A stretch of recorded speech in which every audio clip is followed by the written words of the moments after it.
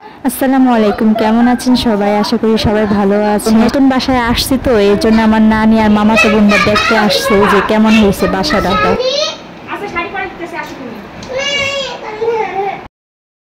দেখেন কত বড় পাপড়, পাপড় কিন্তু খাইতে মজাই লাগে। হ্যাঁ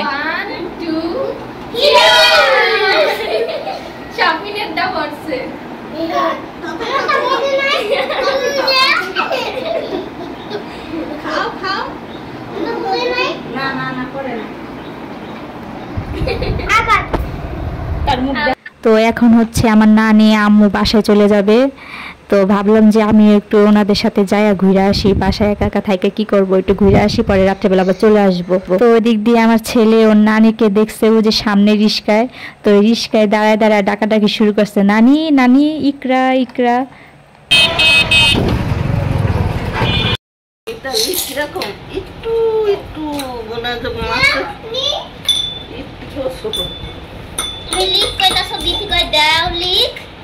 আর কি করবো, রান্না করবো।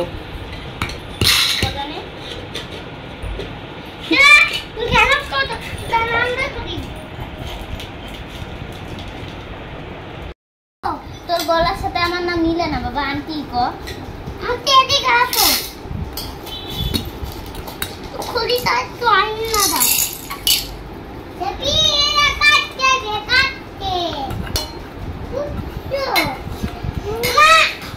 এদিক দিয়ে আমার মামাতো বোন মিতা আমার জন্য আম কেটে নিয়ে আসছে, তো আমটা অনেক টক, তাই ইকরারে আবার বললাম যে একটু লবণ দে, লবণ দিয়ে খাই, তাহলে একটু মজা লাগবে।